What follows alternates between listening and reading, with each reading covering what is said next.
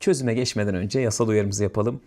Eğer bu problemle uğraşmadıysanız veya problemi de bilmiyorsanız lütfen soru videosuna tekrar geri dönün.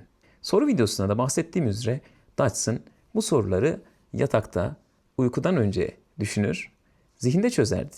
Dolayısıyla biz de az işlem yaparak bu işin içerisine çıkmaya çalışalım. Gelin şimdi bu soruyu güzelce anlayalım ve kurgumuzu oluşturalım.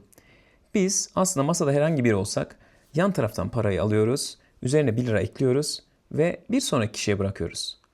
Haliyle her adam sıra ona geldiğinde 1 lira kaybedecek.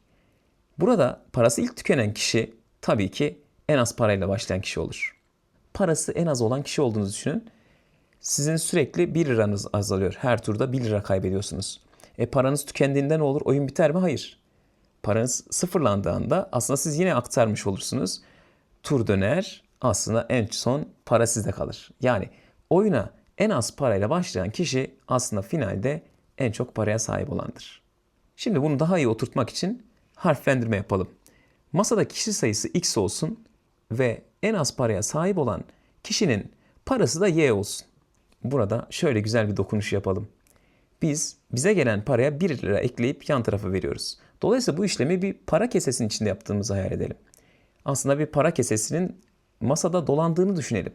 Herkes para kesesinin içine 1 lira bırakıyor, yan tarafa veriyor. Bu şekilde düşünürsek aslında toplam parayı hedeflersek çok güzel bir çözüm var. Şimdi para kesesinde kaç para var? Her tur nasıl değişiyor? Onu yorumlayalım. Bir tur tamamlandığında her adam 1 lira kaybeder ve para kesesinde x lira oluşur.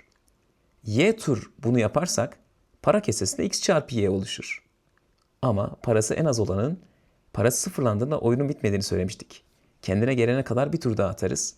Dolayısıyla kendisi hariç kendinden önceki adama kadar gidersek aslında x eksi 1 kadar para daha birikecektir. Yani para kesemizde x çarpı y artı x eksi 1 kadar para vardır.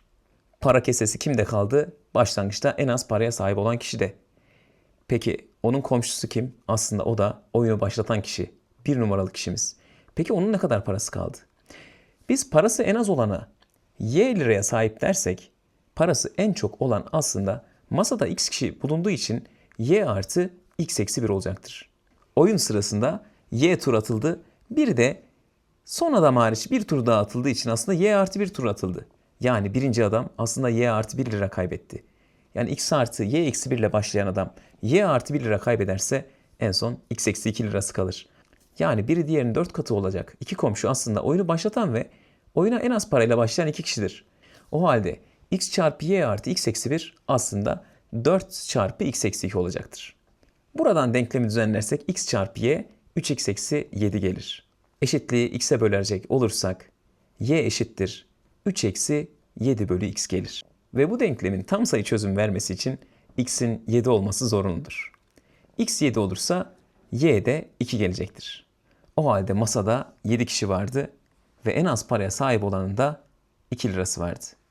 1800'lerin sonuna gittik ve bu harika problemle tanıştık. YouTube'da da hatta bunun çözümünü göremedim. Belki de ilk kez biz çözüyoruz.